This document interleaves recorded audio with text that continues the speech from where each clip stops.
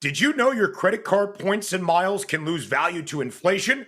Credit card companies often reduce the redemption value of your points and miles.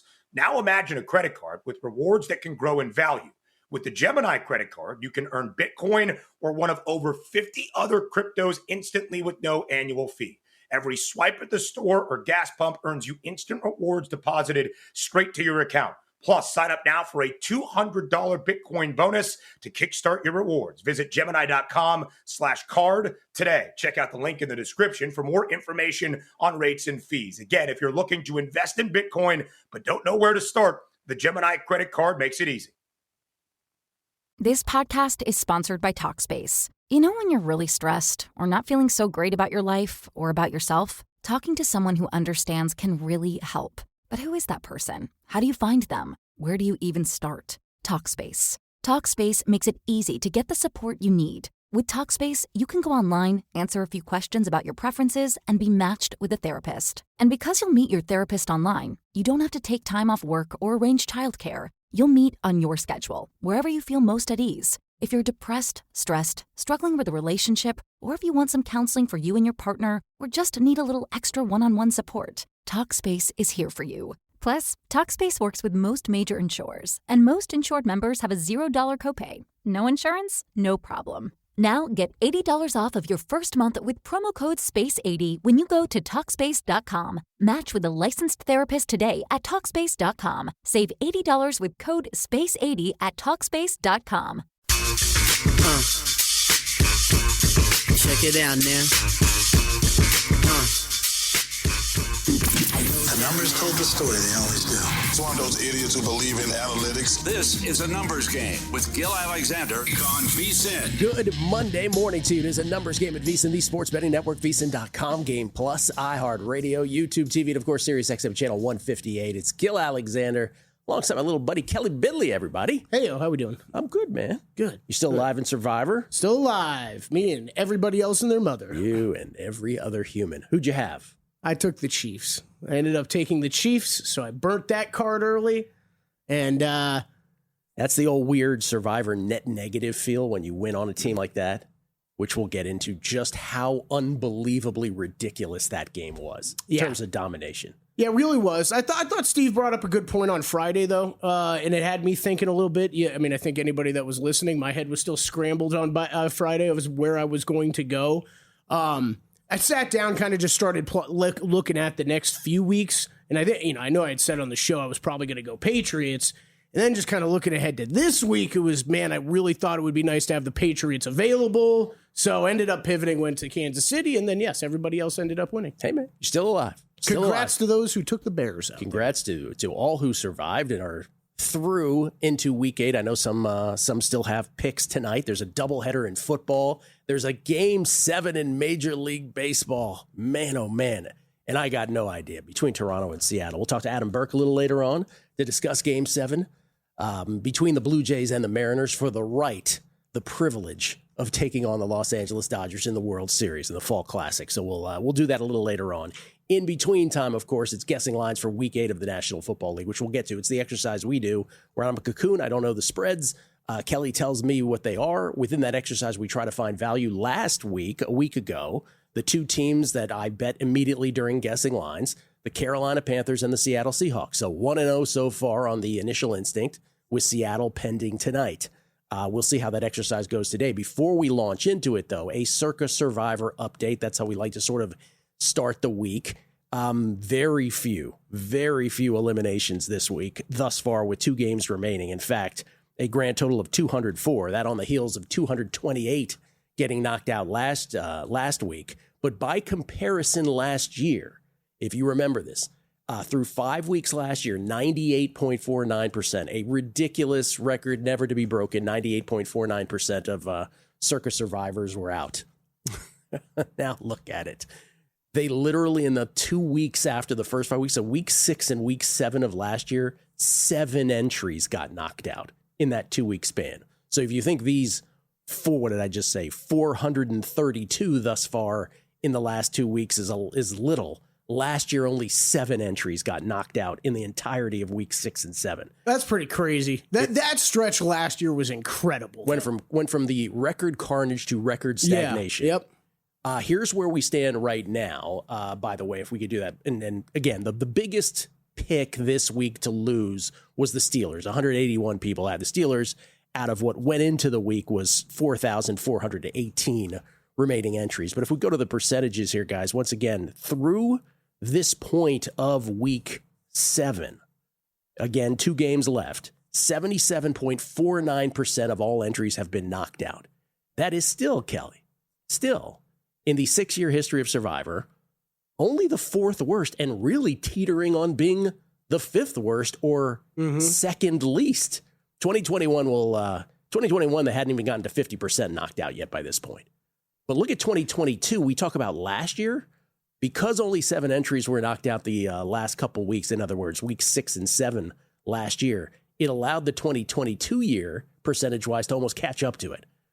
So at that point, you had 2 historical years through 7 weeks, last year and 3 years ago, teetering again right around the 98% mark. So anyway, it's not really that remarkable of a year this year when it gets down to it. And you still have the number of entries left now still exceed the number of entries that started years 1 and years 2. It's incredible. It's every week we put this up, and I'm just looking at the comparable percentages of 2020 and then 2025, and just the total numbers not even close to each other. All right, let's do this. Let's launch it, and let's look for some value. Let's make some bets, guessing lines for Week 8 in the National Football League.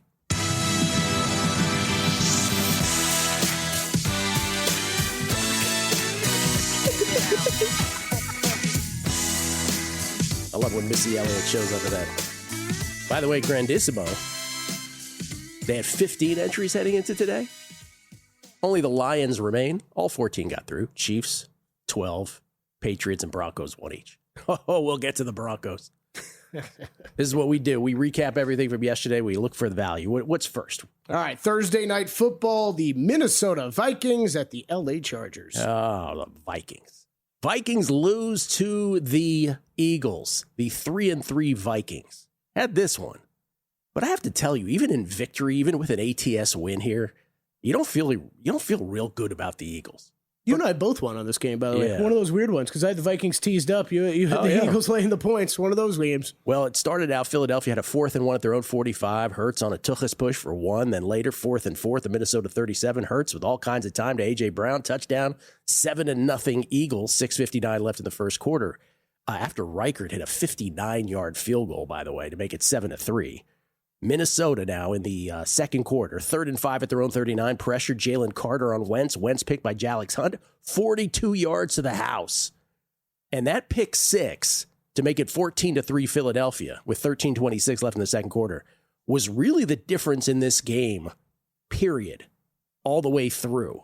Because from that point forward, Minnesota 2nd and 27 at their own 9. Wentz picked deep again by Andrew Makuba, but the Eagles couldn't do anything with that.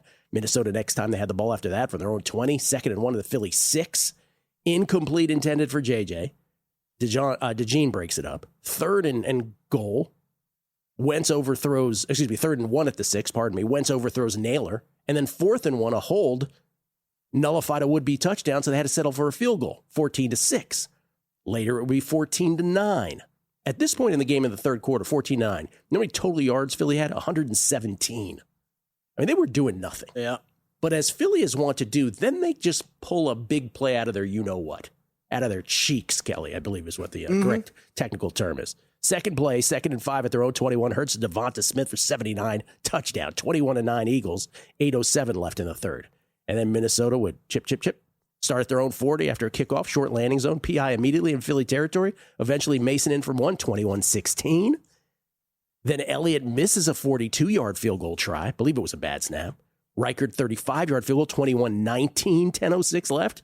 And then Philly, once again, just as soon as you get close, it's like a game of a red light, green light with them. 7 plays, 70 yards, 3rd and 13 from their own 27. Hurts to A.J. for 13. 4 plays later, Hurts to A.J. Brown for 26 out. 28-19 with 6:35 left. It would get to 28-22 after Wentz took a sack on 2nd down. Again, when they were inside the red zone, that forced them to have to settle for the field goal. 28-22. And then Philadelphia, after Minnesota kicked away with all 3 timeouts, started their own 43 after Xavier Gibson's 37-yard return, 3rd and 9 at their own 44. Again, they're up 6. They need the first down. They get it. Hurts to A.J. Brown for 45. They run out the clock from there as he just falls to the ground smartly. Love the play call. It's great. By the way, A.J. Brown only had 4 catches. We might have named all of them there. They were all big. They were all big. 121 and 2 touchdowns. Yep. Who are they playing? They're playing the Chargers. Minnesota. Jalen Hurts was awesome. That part was awesome. I get your point with Philly completely. They're awesome when they need to be. Yeah, that was one of the better games. Definitely his best game of the season. One of the better games I thought he had played in a while. Getting both of those wide receivers involved is huge. That's obviously been a big storyline. But then you got Saquon in this running game. There's still questions. They don't feel like a Super Bowl winning team this year. They don't. They don't. We could have said similar stuff at this point last year. Plenty of time to right the ship. Yep. And Minnesota, by the way, I think Will Hill, who's a Minnesota fan, he texted at one point: is Carson Wentz shaving points? Sometimes, man. It's that's going to be really interesting, I think, here on a short week to see what ends up happening with this quarterback situation. He's obviously joking for those who think I'm being serious. That he's being serious. You're right. I should have let you clarify that. I got another scripting call this week. Is this scripted call this weekend from someone, Gill, that I thought had a brain? Oh man, I'll get that off air. Chargers, who are hosting the Vikings, they lose to the Colts. This became a track meet. Colts, 5 plays, 75 yards. Jones to Warren, 29 on the drive. JT in for 23, 6-0. Badgley missed the extra point. Wide left. Early first quarter. It'll be 6-3 after a Dicker field goal. He never misses. Indianapolis, 4th and 1 at their own 39. Controversial conversion by JT for 1. I guess he got it. Later, 4th and 1 at the Chargers 19.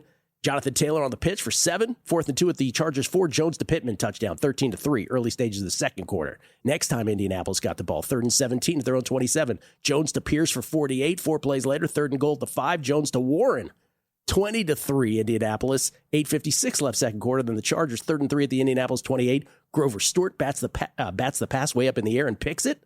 Next time the Chargers had the ball, 3rd and 7 at the Indianapolis 8. Herbert picked in the end zone by Nick Cross.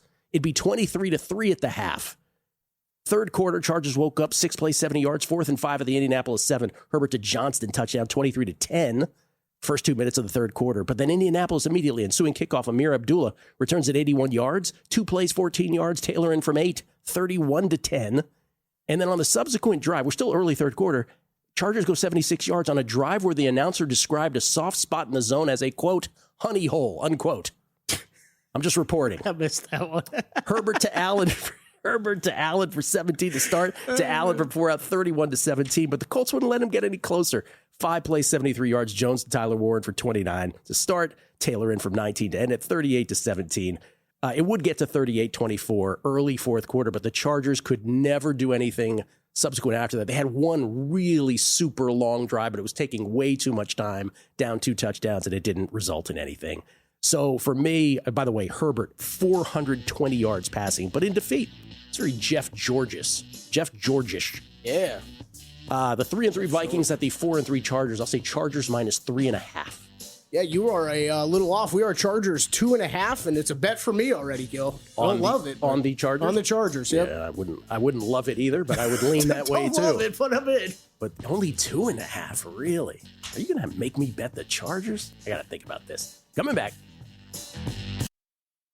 This podcast is sponsored by Talkspace. You know when you're really stressed or not feeling so great about your life or about yourself? Talking to someone who understands can really help. But who is that person? How do you find them? Where do you even start? Talkspace. Talkspace makes it easy to get the support you need. With Talkspace, you can go online, answer a few questions about your preferences, and be matched with a therapist. And because you'll meet your therapist online, you don't have to take time off work or arrange childcare. You'll meet on your schedule, wherever you feel most at ease. If you're depressed, stressed, struggling with a relationship, or if you want some counseling for you and your partner, or just need a little extra one-on-one support, Talkspace is here for you. Plus, Talkspace works with most major insurers, and most insured members have a $0 copay. No insurance? No problem. Now get $80 off of your first month with promo code SPACE80 when you go to Talkspace.com. Match with a licensed therapist today at Talkspace.com. Save $80 with code SPACE80 at Talkspace.com.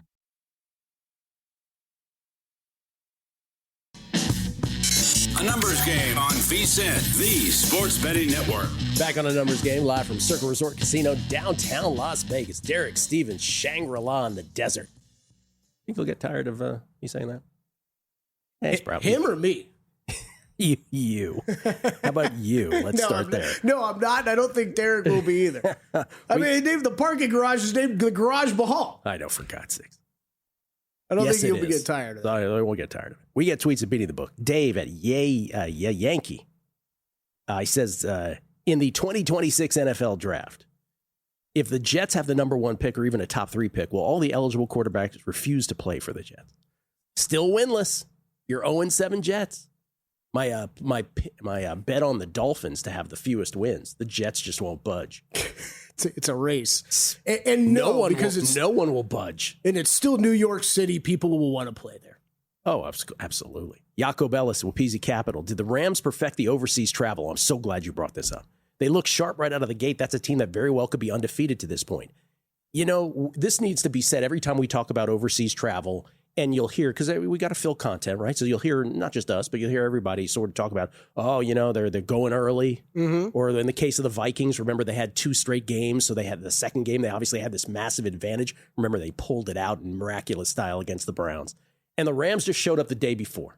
Yeah. And they just crushed the Jaguars. I think we got to get rid of this notion that there is a specific way to do this, meaning get there early. Mm-hmm. There just isn't. Yeah, I've been part of that, admittedly. I mean, we all have. We've all speculated, right? I think it's one of those things. For a lot of it was speculation for years, right? Sure.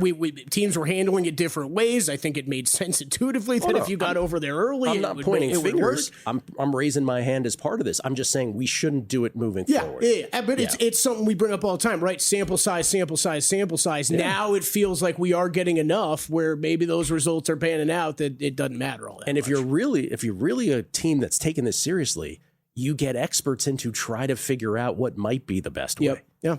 If you can even do that. And really, at the end of the day, Gil, it probably just matters more about the team itself than anything else. We probably overblow it, period. Bob C-137, if the 49ers are allowed to pull an already unstoppable running back into the end zone to guarantee the death of many teasers, how can we win?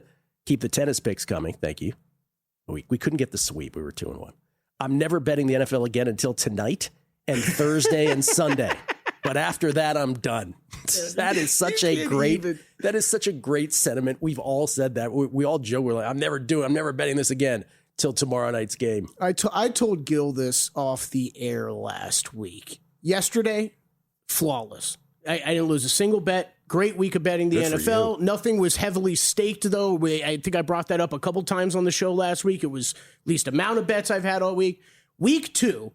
The best NFL betting week I've had in the last 3 years. Great. It was another week. I didn't hit another one. There were some big bets there. Weeks 3 through 5, Gil, the worst 3-week stretch I've had in 5 years of betting the NFL. I can't, and this is, Millions is maybe the best example.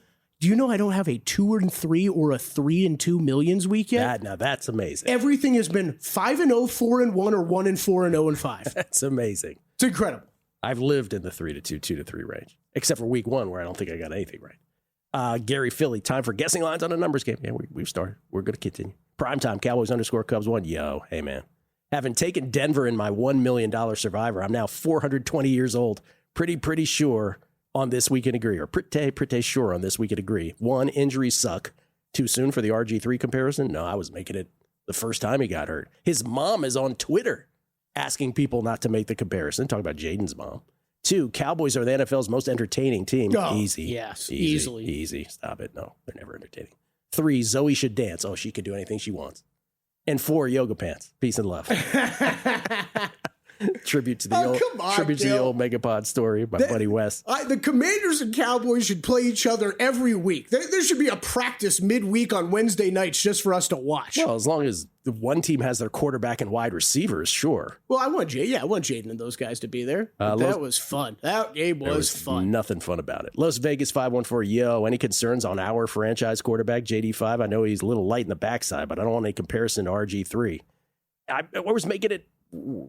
We all made it before the season even started.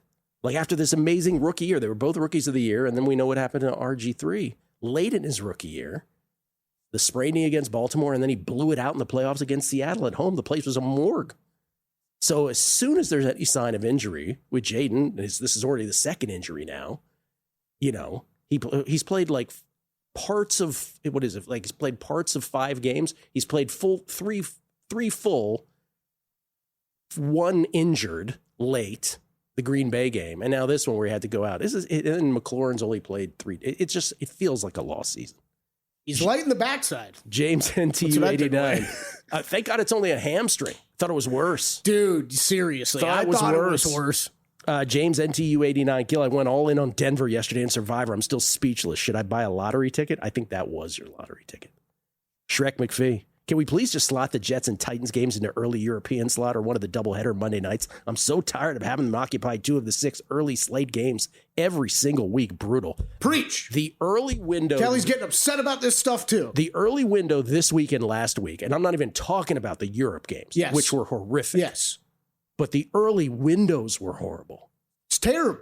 But we love football, right? Terrible. I like the staggered Monday night games. Do we need this many Monday night doubleheaders? No. Do we need this many international games? No. Because you know that, Gil, when it starts to affect back-to-back weeks of the early window. Let's try to squeeze in one here. Sunday early window, because there's no international game this week. Dolphins at the Falcons. Thank you, Lord. 1-6 Dolphins, 3-3 Falcons. Not much to say about the Dolphins game other than 3-3 early second quarter. Cleveland, 83 yards. Judkins in from 46 yards to the house. 10-3 Cleveland. Ensuing kickoff, D. Eskridge fumbles. Recovered by Rayshon Jenkins. Cleveland set up at the Miami 46. Judkins in from 3. 17-3 Cleveland. It will be 17-6 at the half. Miami, first play, third quarter. 1st and 10 at their own 35. Tua, high throw deflection. Pick 6. Tyson Campbell, 34 yards to the house. 24-6 Cleveland. Then a couple times later, 3 drives later for Miami.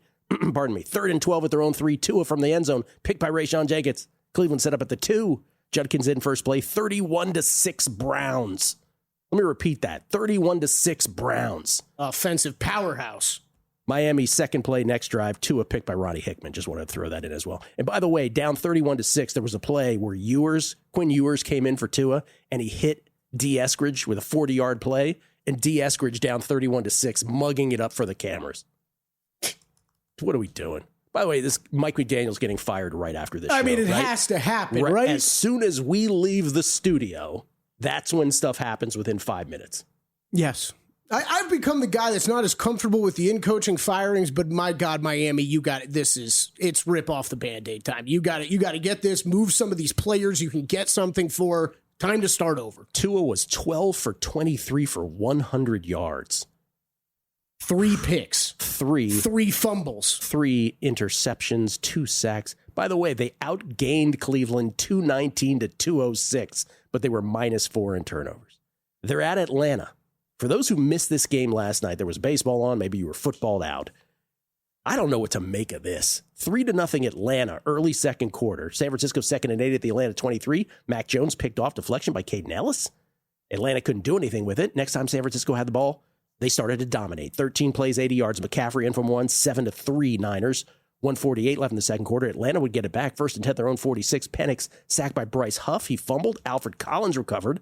San Francisco set up at the Atlanta 40 with 1:28 left. Had to settle for a Pinheiro 55-yard field goal. By the way, Pinheiro's been unbelievable. That's great. 10-3 San Francisco, 38 seconds left. Atlanta from their own 21 with 32 seconds left in the second quarter. They get it 57 yards downfield on 2 plays, but Penix intentional grounding with 10 seconds to go. Clock runoff. Go to the locker room. 10-3 San Francisco. Third quarter, 13-3. Jamal Agnew, 45-yard kickoff return after the Pinheiro field goal to make it 13-3. Set up at the San Francisco 48.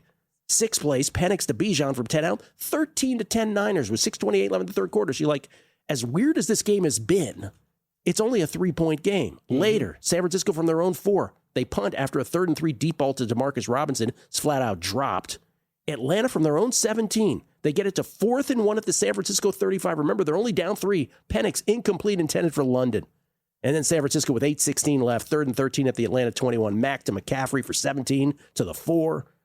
2:31 left, first Atlanta timeout. Next play, McCaffrey appears stuffed. This is what the gentleman on Twitter was referring to. Pulled in by his offensive lineman, no call, touchdown, 20-10. Atlanta would have this weird last drive where it was a turnover on downs, but it was just the jankiest drive. So Atlanta loses this game 20-10 to a Niners team that was beat up. Obviously, the Fred Warner injury, the latest calamitous injury for this team. Collinsworth and Tirico appropriately were giving Robert Saleh tons of praise to get that Niners defense coached up. Yep. This MASH unit. It was awesome. What I don't think they did was talk about how bad Zach Robinson's offense was for Atlanta. What were they doing out there? It was so strange. Dude, so odd. We've said it before. You say it all the time. No team is as good or as bad as they've looked the week before. The Atlanta Falcons are the epitome of that this season. I have no idea about this Atlanta team. minus 6.5 hosting the Dolphins. You are a little light 7.5 out there on this game. Oh, well. Okay. Makes sense. I will accept. Coming back, more guessing lines on a numbers game right here at VSiN. A numbers game on VSiN, the sports betting network. It is that time of year, the sports equinox. What's the sports equinox, you say? When all 4 major leagues are in action at the same time. Celebrate the best time of year for bettors with the VSiN Sports Equinox Special. Sign up now and get full Visa Pro access to everything we do through May 1st for only $120. That's less than $20 a month. You'll get daily best bets from host and guests, DraftKings, Circa, and Brocco betting splits updated every 5 minutes. Oh, we threw Brocco in there, too. That's right. AI-driven prop projections and matchup tools, 24/7 live and on-demand video on the VSiN Watch app, plus exclusive coverage for the World Series, football season, NBA and NHL regular seasons, March Madness, and the NFL Draft. Don't wait. This limited time offer won't last. Go to VSiN.com/subscribe today. That's VSIN.com/subscribe. We get tweets at Beatty the Book. Brian Schaefer, 31. Brian, you're becoming a Philly homer par, unmatched. He says, Eagles offense looked really bad. Played the second best D on the road, and Hurts had a pretty good rating yesterday. Yeah, well, I'm talking about the first 2 quarters and 6 minutes. Right? Until the 9-minute mark of the third quarter, they had 117 total yards of offense and weren't really doing much. Now, yes, you're right at that point. It became a different proposition and they got it together. But it's even after that, right? They got to 21-9. They let it get to 21-19. They couldn't do anything on offense. Then they got they got another big drive. It really is sporadic with this offense. And Brian, listen, I know you hate when anybody says anything negative about the Eagles, but you have to admit, it's not exactly humming. Ryan Morstein, will Kevin O'Connell start J.J. McCarthy this week in the Jim Harbaugh, J.J. McCarthy Love Affair Reunion Bowl on Thursday Night Football? I don't know what they're doing. I don't know what J.J.'s status is. Yeah, I think that's completely up in the air. Yeah. I mean, and Wentz gave you, I think, enough concerns finally yesterday for you to make that change a little bit more easily. LFC title records. I was sitting next to my 11-year-old daughter on Sunday and heard the announcer say honey hole. My initial reaction was to hit the mute button like a rated R movie was on. Soft spot in the zone, right in that honey hole. Perry Anderson. By my calculation, Fezzik went 1 for 5 on the plays he gave out on the show Friday. I cannot retire at this pace. Was Fezzik 1 and 5? Is that true? I do not know. We got to check on that. Arn Diggity. You got to bag it up. It's official. The Unabomber is a horrible coach. Capri Pants, next coach to get fired. Oh, I think he's fired today. I do. By the way, see the Unabomber comparisons? Mm-hmm. Little images back and forth. Austin Herdina. Oh, thank you, Austin. This is very nice. He says, I love putting your show on the book when I work Monday mornings. Potawatomi Sportsbook in Milwaukee loves a numbers game. There we are on the screen, Kelly. Nice. Very nice. Go. Nice screens, by the way. Thank you. That's a great sportsbook setup, actually. Thank you, Austin. That looks beautiful. Indiana Jet. Indiana Jet was one of the 4 Survivor choppers a couple of years ago. He said, as a New York Jets / Indiana University fan, there's nothing more I want to see than Fernando Mendoza drafted by the Jets. But he's a Cuban from Miami, and Stephen Ross is going to do everything he can to lose out the rest of the way. Well, my ticket for fewest wins would love to see them lose out the rest of the way. By the way, I don't think there's a Dolphins win until after their bye. I mean, there could be a lot of losing here for the next month plus. Real Knicks. I've never been so embarrassed to be a Dolphins fan, and that includes a 1-15 season. Making matters worse is I've lost all faith in Tua, plus 7.5 at Atlanta is so light. Falcons can name their score. In fact, I believe Bydlon already scored on a 60-yard touchdown run. And Jack Hannon at Steeler Jack 50. 4th and 1, down 3 fourth quarter. Bijan's not even in the game. Coaching mismatch of enormous proportions. Give Shanahan the Atlanta team, and he's likely undefeated. I don't know if he's undefeated, but you just can't figure out this team. There's way too much talent for them to only score 10 points against a beat-up D. And good on the Niners, right? That's the difference between the Niners and, say, a team like the Commanders, Washington isn't deep enough to make up for big injuries. Whereas San Francisco apparently has level after level after level, and they can get coached up. Shanahan's amazing. He's just amazing, too. Solid deserves. Yeah, absolutely. All right, what's next? All right, still in the early window. Plenty of tickets available. Jets at Bengals. So far, by the way, I will bet the Chargers, but I'm not sure I'm running to bet Atlanta. Jets at Bengals, you said? Yep. The 0-7 Jets, the 3-4 Bengals, the Bengals with extra rest here. Jets yesterday against Carolina. Whew. That was a stink bomb.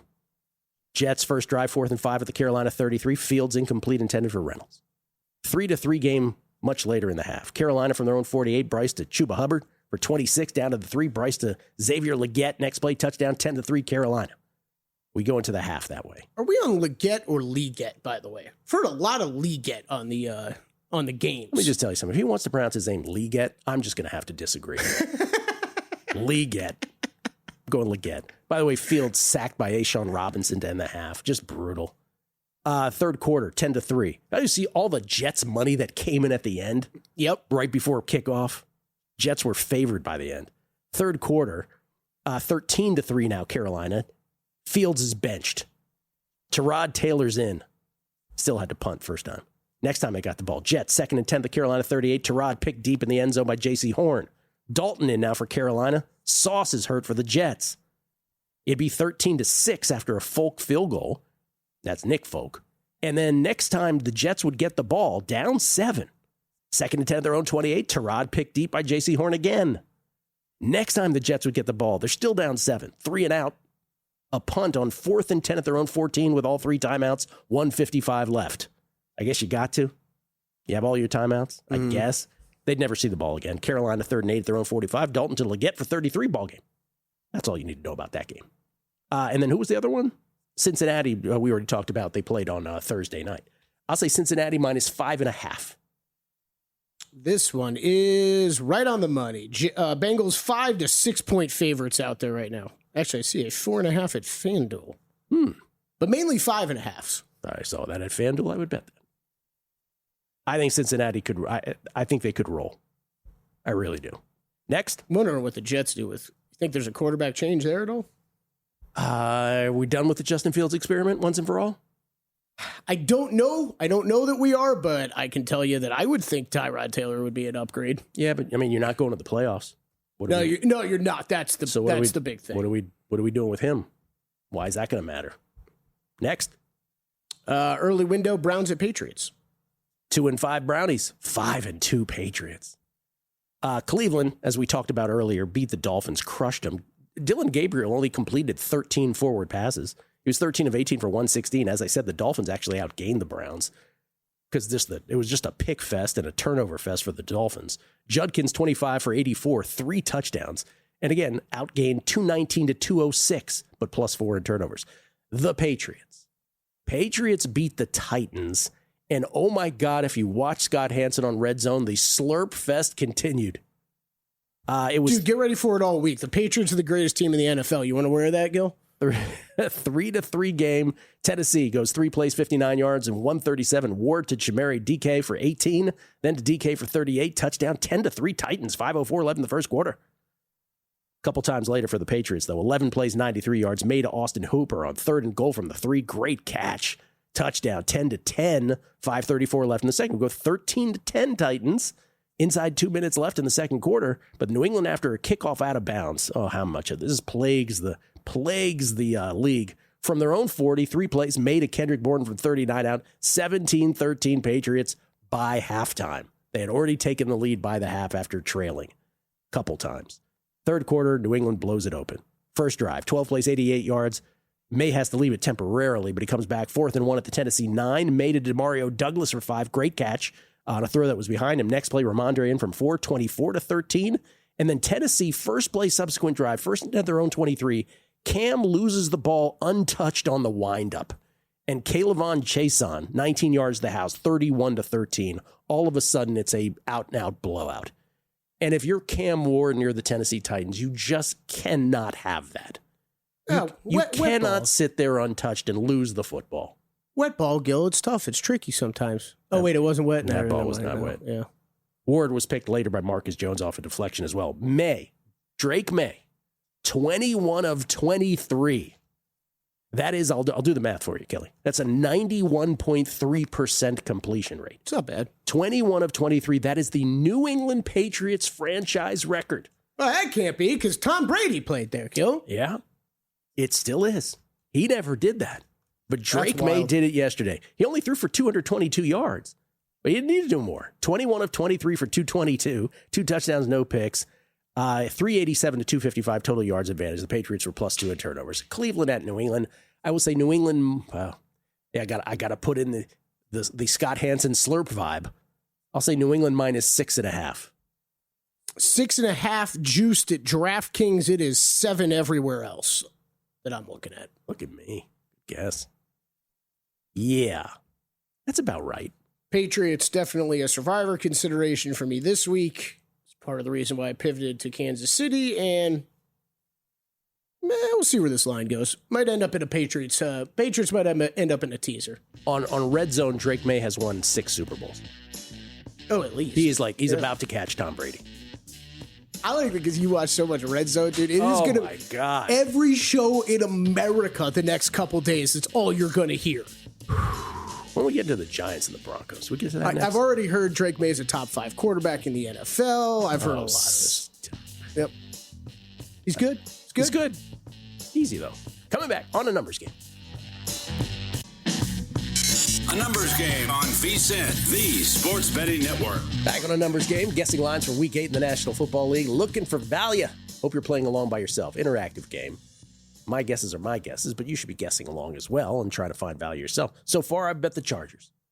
So far in the first hour, I bet the Chargers -2.5, hosting the Minnesota Vikings. Nothing else, though. We get tweets beating the book. Win 1 for Drew.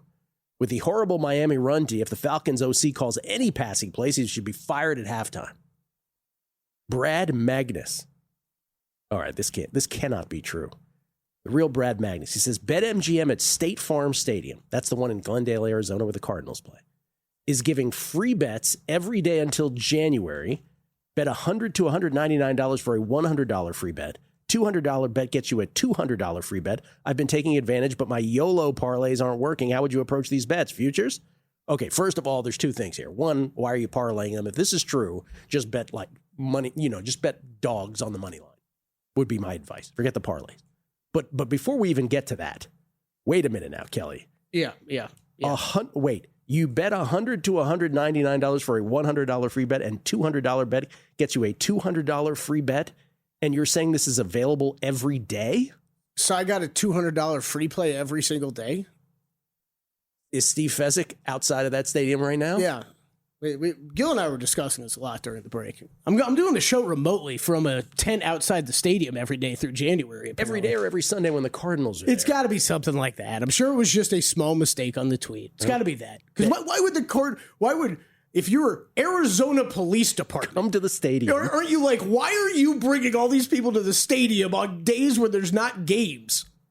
I don't know. It's also like MGM call in Arizona, too, so you can do it all over the state. Everybody's speeding towards the border right now. Ben Handorf, my 6-year-old daughter went 9 for 11 on her $1 parlay. She lost on the Dolphins. She said she likes Dolphins in the early window. Otherwise, we were hedging going into the Sunday Nighter, and we bet real dollars on this league. Dan Cobald, there's a pretty entertaining team sitting on top of the AFC right now, just saying. Oh, we'll get to your Colts. And Ben in the Woods, Broncos game. Hey, Dable, what if with 40 seconds left at the 1-yard line, how about a quick kneel down to burn 20 more seconds? Then you get 3 plays to win it at the 2. You even had a timeout. Better odds than stopping Knicks and Broncos from kicking a field goal? Hashtag football IQ. We'll get to that. And Jeff Holdorf at Arrowhead for the Raiders-Chiefs Snooze Fest. Pre-game, they show clips of historical Raiders-Chiefs games. The 2 Raider quarterbacks shown, the great Darryl Lamonica and not Kenny Stabler, not Jim Plunkett, not Rich Gannon. It's Jeff George. Good grief. 2 Jeff George references on the show. Oh, we got to talk about that game too. What's next? Giants at Eagles. Oh, there it is. Yep. Here we are. Ladies and gentlemen, if you missed this Giants-Broncos game yesterday, you have my sympathies. Best game of the year? Most incredible game of the year? Most incredible game of the year for sure. I mean, there's been a lot of them, but this one takes the cake. First half, pretty straightforward. Giants were dominating. Second time the Giants had the ball. Third time. Scoreless game. Giants 77 yards. Great dart to Wan'Dale Robinson, throw for 23 on 2nd and 10 at their own 23. Then 2 plays later, dart to Daniel Bellinger from 44 out. Wide open. 7-0 Giants. 6:54 left in the first. Later, I think we're in the second quarter now. Dart to Bellinger for 29, the big chunk. 4th and 1 at the Denver 13. Dart for 1. Then 3rd and 11 at the 13. Dart dumps it to Scatabo, who patiently follows his blocks. Touchdown, 13-0 Giants. And then Jude Mikatemne, how do you pronounce his last name? Mikatemne? I do not know. Either way, he was Mikat not making him. Wide left. It remains 13-0. Now, missed extra points never come back to haunt you, do they? 8:46 left in the second quarter. By the way, later in the half, the Broncos would have a 1st and goal at the 5, then 2nd and goal at the 2, incomplete to Sutton for 1. So it would go to halftime, 13-0, New York G-Men. They would get it to 19-0. Second time they had the ball in the second half. 7 plays, 59 yards. Tyrone Tracy Jr. in from 31, just galloping, just sort of strolling into the end zone. 19-0 Giants. 2-point try fails. 2:41 left in the third quarter. I mean, this game, 19-0. Come on now. It's 19-0, Gill. Broncos get the ball. Now, this drive extends into the fourth quarter for reasons I mentioned now, which will become apparent. 8 plays, 78 yards, 32-yard Dobbins run, the big chunk. 2nd and goal at the 2. Nix to Sutton, deflected up in the air. Caught by a diving Troy Franklin in the back of the end zone. Touchdown. 2-point try, good. Nix to Sutton for 2. 19-8 Giants. 14:08 left in the game. 19-8. Giants get to 3rd and 17 at the Denver 41 after taking a bad delay. Dart to Robinson. Ball bounces up off his body into the air. Theo Johnson, without missing a stride, grabs it midair to the house. Touchdown, G-Men. 26-8 Giants. 10:14 left. You're down 18 points with just over 10 minutes left. If you're the Broncos, this one, man, oh man, all these Broncos survivors. Bad news. Except for then Denver goes 74 yards. 4th and 3 at the Giants 44, a PI. 5 plays later, Nix in from 7, 26-14. 2-point try, good. Nix to Franklin, 26-16. Giants with 5:13 left. You're still up 10. And then probably the most consequential play of them all. Pardon me. 3rd and 5 at their own 35. Dart is picked by Justin Strand. Returns it 21 yards. Dart would say later, I just cannot make that mistake. Yeah, it's brutal. Denver set up at the Giants 19. 4 plays. Nix to Harvey from 2 out. 26-23. And to the people like Steve Fezzik who think you go from 10 to 4 to 2, not even Sean Payne did it. He kicked the extra point. 3:51 left in the game. 26-23 Denver Broncos. Giants now with the ball. Broncos only have 1 timeout in the 2-minute warning. 3 and out as Dart way overthrows the receiver on 3rd and 8. Denver takes over at their own 32 with 2:42 left in the fourth quarter. Down 3. No timeouts. 3rd and 11 at their own 31. Nix to Mims Jr. for 31. 2 plays later to Evan Ingram for 20 as he doesn't step out of bounds but turns it upfield. We're underneath a 2-minute warning now. 1:56 left. Next play. Nix in from 18. 30-26 Broncos, 1:51 left, and the Broncos survivors are going to survive, except for Giants. 4th and 19 at their own 26. Dart to Robinson to the sticks. They gave him the first down, but there was a roughing the passer penalty anyway. Not sure if that would have survived review had there not been a roughing the passer. Maybe it would have, maybe it wouldn't have. Because some people were saying the yellow line didn't match with the marker on the sideline, but it sure looks short on the broadcast. Didn't matter, roughing the passer. So they get it all the way to the Denver 40. Next play, 2 Denver defenders slam into each other, drop a would-be pick. You got to be kidding me. 2 plays later, Dart goes deep, PI called. Ooh, that was a questionable PI. Sean Payton is livid about it. He runs onto the field. He gets flagged. So instead of getting it at the 2 where the flag was, they move it to the 1. And this is where the gentleman who just tweeted was just referring to. Why not be a little more cagey if you're the New York Giants? But no, Dart in, touchdown. and McAdamnay misses the extra point wide again. So instead of 33-30, where a field goal would tie it, it's 32-30. Now a field goal wins it for the Broncos. But surely, Kelley, with 31 seconds left, starting at their own 23-yard line, pardon me, they're not going to be able to do anything. If you think that, you haven't been watching football in the year 2025. That's right. They start at their own 23. Nix to Mims Jr. for 29. Bang, that easy. Giants neutral zone infraction. It gets to the Giants 33 with 18 seconds left.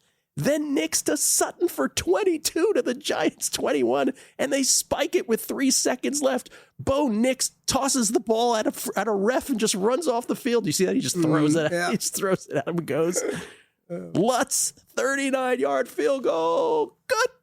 Broncos score all 33 of their points in the fourth quarter. They win it 33-32. The Giants, oh my God.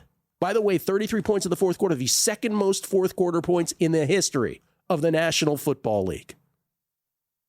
Wow. What a win for the Broncos. What a win for Broncos survivor players. The 2-5 Giants at the Philadelphia Eagles, 5-2. 19-0 heading into the fourth quarter, Gill. And then they were down 18 later. Yeah. And then they were trailing again with 32 seconds left. Just wild. I can't.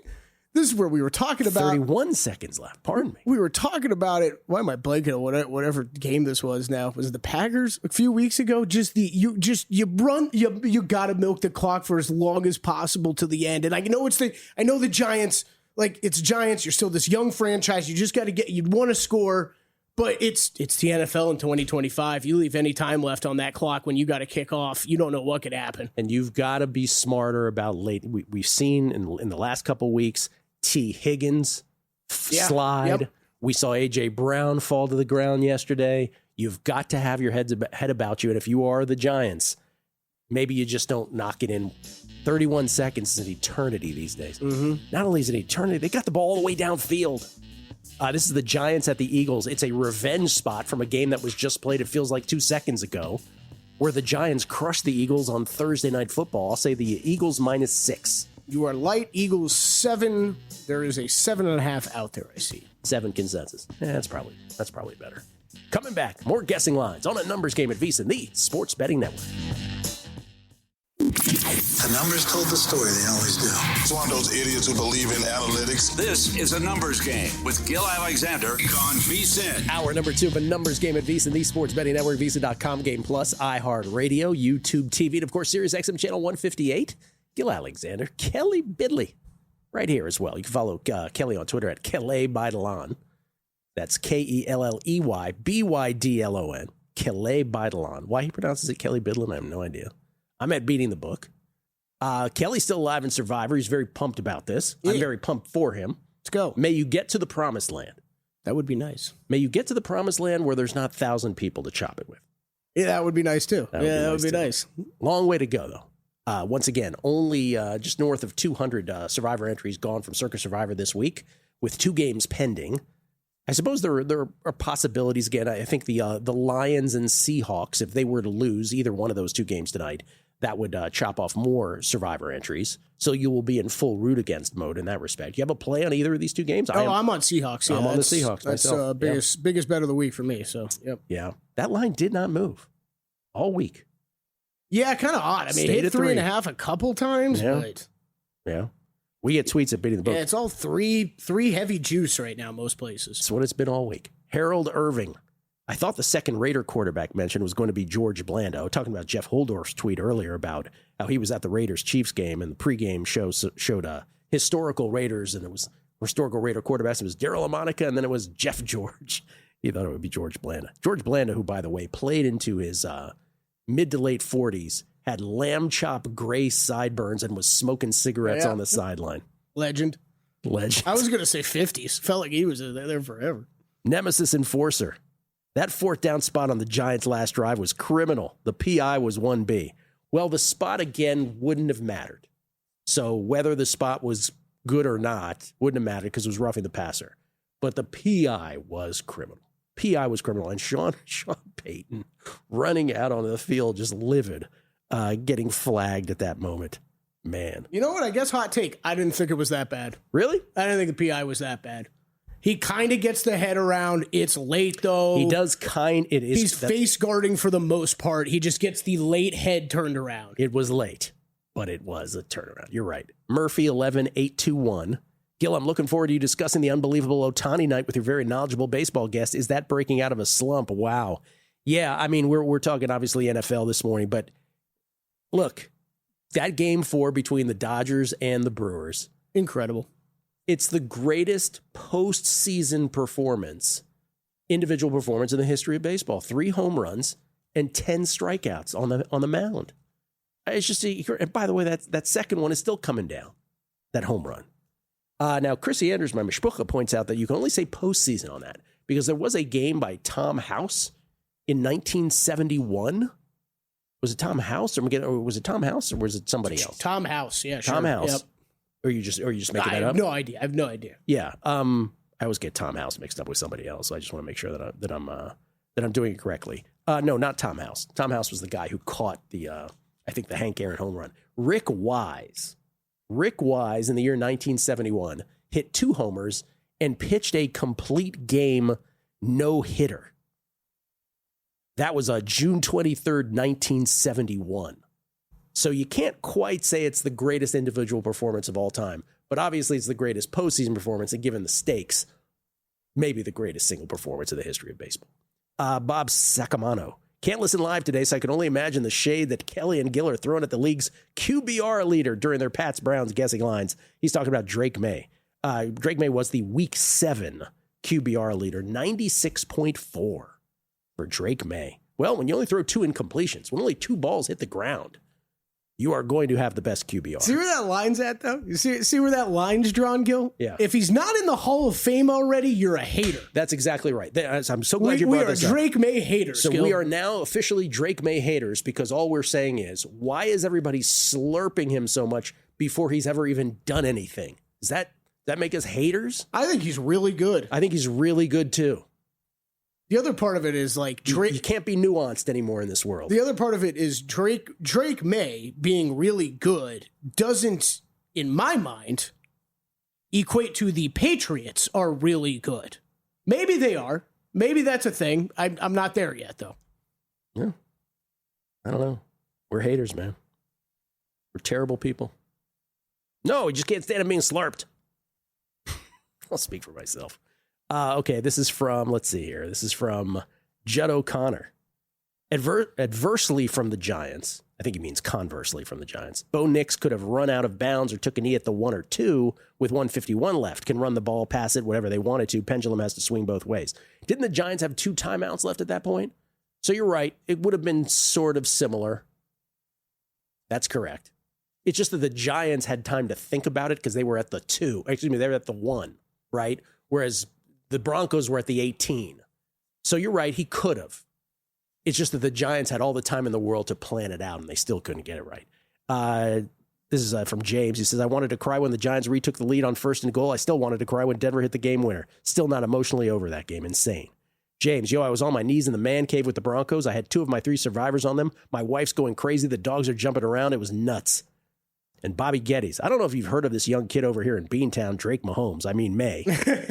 Not even I can stand all the talk. Imagine Boston sports radio over here. That's why I prefer to listen to Gill make 80s references. Neither Kelley or I understand. I mean, you are welcome. And for everybody in Boston that's a Patriots fan, you should be excited. Of course you should be excited. This is Absolutely. Awesome. Oh, TK, good question here from Todd Colker, who says, with the way Jonathan Taylor is playing, will he be considered for MVP if he can keep it up a few more weeks? You have some JT stats for us. Jonathan Taylor stats? Yes, I do. Let me find those real quick. Okay, here we go, Gil. Every player, this is coming from Underdog NFL, appreciate you. Every player in the history of the NFL with 650 plus rushing yards and 10 or more rushing touchdowns 7 weeks into a season. Okay? Mm-hmm. Yep. Jonathan Taylor, 2025. Last man to do it, Derrick Henry in 2021. And then before that, these are the names. Todd Gurley, Sean Alexander, LaDainian Tomlinson, Priest Holmes twice, 2004, 2002, Emmitt Smith, Eric Dickerson, John Riggins, Earl Campbell, and Jim Brown. Wow. Riggo was 83, right? Yep. I remember it well. That is the list he is on right now, and haven't checked. And yes, Jonathan Taylor, even money to be your offensive player of the year as of this morning. He's talking MVP, though. MVP? Let's see, where are we at? Jonathan Taylor, MVP, 60-1. Next. Early window, Bills at Panthers. Bills on a bye. Panthers, as we mentioned, beat the Jets. Bryce, 15 for 25 for 138. What do we make of Bryce Young? Is he good? Is he bad? What is he? Meh. Dalton came in when Bryce got banged up, 4 for 7 for 60 yards. They held the Jets to 220 yards. They were +2 in turnovers. I would say Bills -7 on the road at Carolina. Ding, ding, ding. Last time I checked, 7s across the board. And a couple 7.5s out there. Bills would be in consideration as a teaser leg with the Patriots for me this week. Chargers on the move this morning. No shocker here, mainly 3s now. I got the 2.5. Yep. Got the 2.5 when we did. Mainly 3s. You got to get it when the getting is good. I believe the great Too Short, the great philosopher Too Short once said that. Next. Who finished the game for Carolina? Did Dalton finish the game? Yes. Yes. Bryce Young did not return to that game? Not that I am aware of, no. So the stat then, does Bryce Young get the win? Are we counting this as a Bryce Young win? Because he's only... Did he pitch 5 innings? I don't know. Was that what you're talking about? Yeah. I'm trying to figure it out because he had only won one road game in his career heading into this game. Oh, I see what you're saying. Yeah, he starts at quarterback, right? I think he played more than half, yeah. Mm-hmm. Second win, okay. All right, early window still, Bears at Ravens. 4-2 Bears, 1-5 Ravens. Ravens coming off the bye. Now the schedule gets easy, right? Right, he says? Question mark. They're still alive in this division in the AFC North. Bears beat the Saints yesterday. A lot of people had the Bears in Survivor. New Orleans, first time they got the ball, second place, 2nd and 4 at their own 25. Rattler sacked by Montez Sweat. Skins great. Fumbles recovered by Jervon Dexter Sr. Chicago set up at the New Orleans 24, but 2 bad snaps on the sequence forced them to settle for a moody 27-yard field goal, 3-0 Bears. Next time Bears get the ball, 3rd and 17 at their own 33. Caleb picked by Quincy Riley. New Orleans set up at the Chicago 48. Group A misses a 53-yard field goal try. It would get to 6-0 on another moody field goal. This is the second quarter down. New Orleans 3rd and 9 at the Chicago 45. Rattler picked by Nashawn Wright. Nashawn Wright returns at 39 yards. Chicago set up at the New Orleans 34 plays. Swift in from 11, 13-0 Bears. 9:05 left in the second quarter. And the next time the Bears would get the ball, 8 plays, 55 yards. Kyle Monangai in from 1, 20-0 Bears. 2:51 left in the second quarter. And Bears Survivor players are saying, oh, man, easy peasy. We're geniuses. And then the Saints perfect the double dip.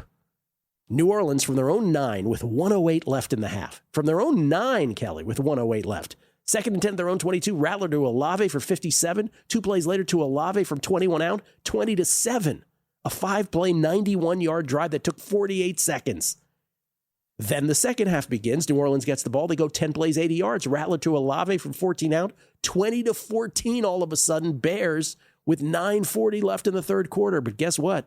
Saints could never do anything else. Got to 23-14 Bears.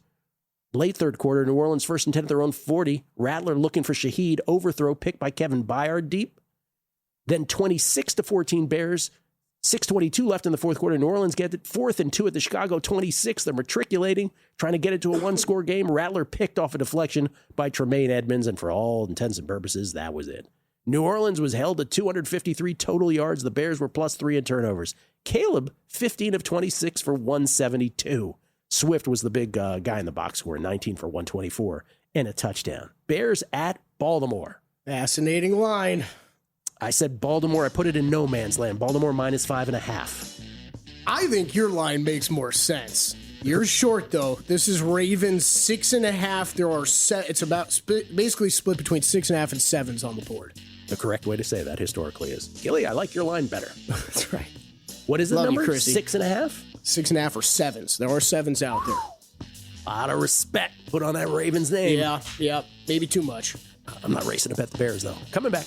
This podcast is sponsored by Talkspace. You know when you're really stressed or not feeling so great about your life or about yourself? Talking to someone who understands can really help. But who is that person? How do you find them? Where do you even start? Talkspace. Talkspace makes it easy to get the support you need. With Talkspace, you can go online, answer a few questions about your preferences, and be matched with a therapist. And because you'll meet your therapist online, you don't have to take time off work or arrange childcare. You'll meet on your schedule, wherever you feel most at ease. If you're depressed, stressed, struggling with a relationship, or if you want some counseling for you and your partner, or just need a little extra one-on-one support, Talkspace is here for you. Plus, Talkspace works with most major insurers, and most insured members have a $0 copay. No insurance? No problem. Now get $80 off of your first month with promo code SPACE80 when you go to Talkspace.com. Match with a licensed therapist today at Talkspace.com. Save $80 with code SPACE80 at Talkspace.com.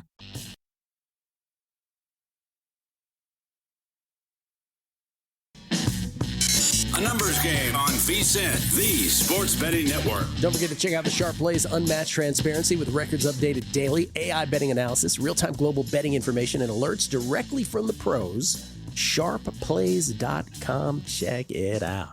We get tweets. They're beating the book. Y'all are the best. Seriously. Indiana Jet once again chimes in. He goes, by the way, field position on kickoffs and kickers, routinely making 50-plus field goals, will get it to the point where a team will take a knee at the one instead of scoring a touchdown to go up ahead 1 or 2. 2 examples this weekend, the Giants, Denver, and Pittsburgh, Cincinnati games. Well, I'll just sort of paraphrase what you're saying here, if I'm correct, Indiana Jet, which is, and we've brought this up. We brought this up, I think, on the Megapod this past week, on the Beating the Book Megapod, which is in-game betting has been thrown for a loop because you can't bet anything under in-game with any confidence the way that, first of all, the kickoffs are either, if they're short of the landing zone, if they go out of bounds, right? The number of drives that start at the 40 is just incredible. It's wild. It's incredible to begin with.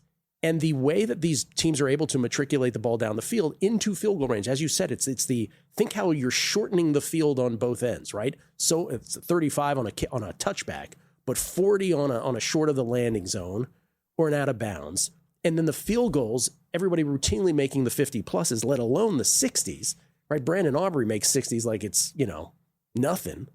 It's just such a different sport this year. And on the one hand, I applaud the NFL because they've made the kickoff back into a thing that matters. By the way, we've had tons of great kickoff returns too. So it's all of that stuff.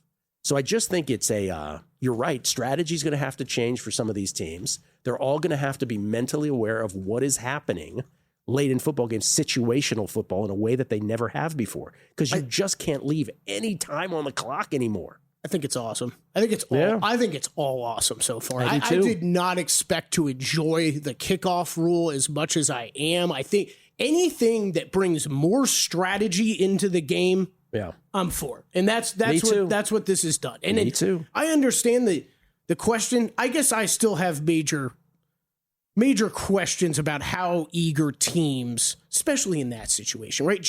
Upstart Giants versus Broncos, who have and were supposed to have one of the better defenses in the NFL. For you to sacrifice a down, I don't know. I don't know if we're going to get to that point yet.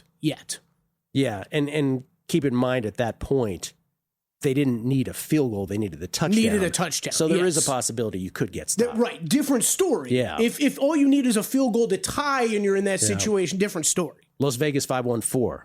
Gill and Kelley, I will be your official ANG DMV correspondent. I work with Xavier Legette's auntie. So I texted her, and the answer is, I quote, it's Lee, but a lot of people say La. Wow, there we go. So it's Xavier Legette. Look at the research coming through. Thank you, Las Vegas. Las Vegas, well done. JC has someone that had 2 Cleveland Survivor picks and 4 on the Chiefs.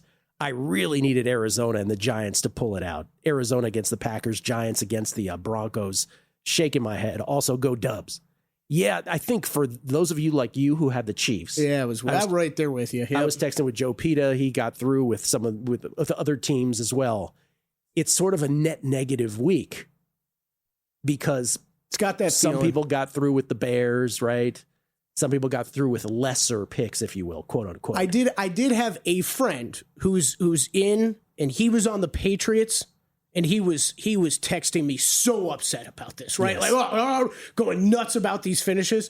My one piece of advice or whatever that I shot back, Gill, was, But you did have the layup ending versus having to sweat through that chaos. I would have had 3 heart attacks if I was on the Broncos in that game. Vegas regular. If May's last name was Daniels or Richardson, the slurping would be justified.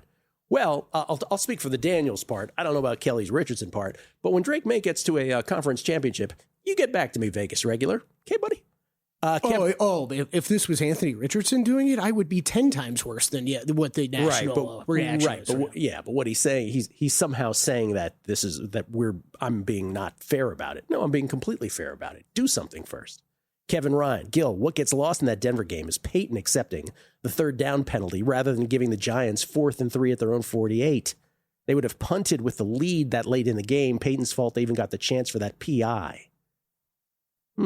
Also, this is we can go back and forth. If you want to come at me about the pass interference thing, that's fine. You know what's completely unacceptable though, Gill, is a head coach of Sean Payton's experience going all the way down onto the field like that and picking up a flag. 100%. Like that is what? You can't do that in high school football. We've said this many, many times on this show. Wonderful football coach. Kind of arrogant. Yeah, you don't get special treatment. Yeah. Kevin Ryan. Gill, what gets lost in that? They already read that one. Jeff Kuykendall. I've seen many a team stop 4 times inside the 1. He's saying what I'm saying. Giants played it right. The issue is the missed extra point. Missed extra points. Yeah, right. Yeah. Andrew, fix my chip game.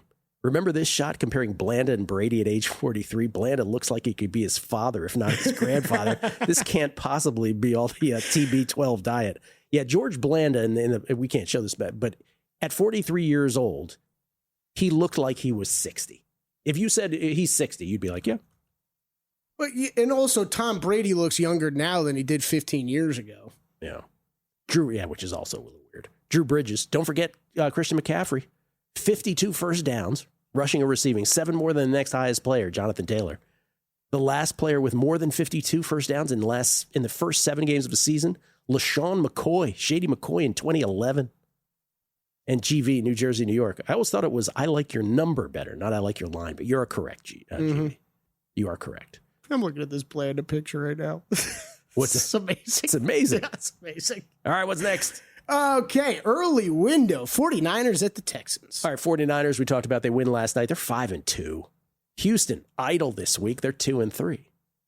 I'm going to say, by the way, Mac Jones, 17 of 26 for 152. McCaffrey, 24 for 129, 2 touchdowns. It is. By the way, 24 for 129 on the ground with 2 touchdowns, 7 catches for 72 yards. Yeah. So what's that? Boop, boop, boop, boop, boop. 201 total yards. Give McCaffrey all his flowers. He deserves it. It is, I said it to you during the break, one of the most shocking things to this point in the NFL season with all the injuries we've had is that Christian McCaffrey continues to be okay and getting as much work as he is. And Trent Williams. Yeah. All the other guys are hurt. How about, you want some Mac Jones money stats? Because I like money. Oh, okay. Last night, Mac Jones secured a $400,000 win bonus in his contract. Every win he picks up from now on, he will rake in another $100K. This is a clause in his contract. Can we call him the best backup quarterback in the National Football League? I mean, unless I'm forgetting someone extremely obvious, I think it's hands down yes. I think so. I don't think it's close. I mean, backup, I don't know that Brock Purdy's getting his job back. It's amazing. San Francisco -1.5. I split the difference between 3 and a pick'em at Houston. Interesting. You are right line, wrong side. Houston 1.5 point favorites. And I did circle this one, Gill. 49ers teaser leg looking pretty good to me. Yeah. That's interesting. I think wrong team favored. I also don't mind. This is one of those bets I don't mind making before the Monday Night Football game because usually what's more likely? You're going to be blown away by the Texans' performance or someone gets hurt. Well, that's the thing. This is sight unseen on the Texans. I think this only swings the Niners' way. Me too. So, I think it's a good time. If you're considering a bet, I think it's a good time. Want to do one more? Let's go 4:05 Eastern, Bucks at Saints. Bucks sight unseen, playing tonight. Bucks will be favored. Spencer Rattler, by the way, in defeat yesterday for the 1-6 Saints. 20 for 32 for 233, 2 touchdowns, 3 picks. He was sacked 4 times. Olave, 5 catches for 98 yards and 2 touchdowns. 253 total yards for the Saints, though. They were -3 in turnovers. Tampa Bay minus 5.5. Just put it in no man's land. Yeah, on the road. you're about right on. Anywhere 5.5 to 6.5. There are 6.5s out there. 6.5 at DraftKings. Right now, again, Bucks don't play till tonight. But yeah, that's we're anywhere in that area. We're Drake May haters, man. That's what we are. Which is kind of, I don't know, there are multiple 6.5s and multiple 5.5s that I'm looking at. That's a key number to be multiple around. The Saints are tough. I mean, I think the Saints fall in the category of, and maybe half the league is like that. So I raise my hand. I'm just like, yeah, maybe it's more the norm. Maybe it's not the exception. Maybe it's the rule. But you know what you're getting from the Saints week to week? I mean, you know they're going to lose in the end, but they've certainly been competitive. Yeah, in everything. They're tough too. Look, they're not good. They're not as bad as we thought they were going to be. And except when you look at the standings. I was going to say, even at 1-6, though, they're not as bad as what I thought they were going to be because of what you're talking about. Yeah. What was the you want one more fun stat? Please. Cardinals? Should I save this one? Yeah, go ahead. Oh, this is good because this is a good stat, yeah. All right, Arizona Cardinals points against this season. This is from Bo Brack, who covers the team. Quarters 1 through 3, they have allowed 78 points all season. That is the 4th best in the NFL. Ooh, that's good. That's pretty good defense right there. In fourth quarter, they have allowed 76 points. That is last in the NFL. Wow. Yeah. It's another team, though, like the Saints. Yeah. They're competitive, right? Like, you don't know what you're going to get from them ATS-wise. Coming back, looking for value, right here on A Numbers Game. A Numbers Game on VSiN, the Sports Betting Network. You use Profit X yet in a different state, or you always been in Nevada the whole time? I have not used it yet. I know. Don't worry, it's been top of mind, Gill. For the first time, Profit X offering a first-time purchase promo. Get up to 20% back in profit cash alongside their new RFQ, request for quote parlays, same-game parlays, and lower 1% commission. Profit X delivers transparent, market-based pricing, no hidden markup. Available in 40 states and in beta with early access for VSiN listeners. Use code VSiN to get started. Terms apply. Must be 21 and over. We get tweets at Beating the Book. Always appreciate the feedback. World be free. Tell Kelley it didn't matter. Peyton got a penalty when they called PI in the end zone. It wasn't in the end zone. It was at the 2, and it did cost them 1 yard to the 1. So I hear your point, but did get them 1 yard closer. So there's that. Let's see here. Perfect example. Rankin County Rebel. Perfect example is the Pack game yesterday. Played it over and thought it was dead after a 3-0 first quarter.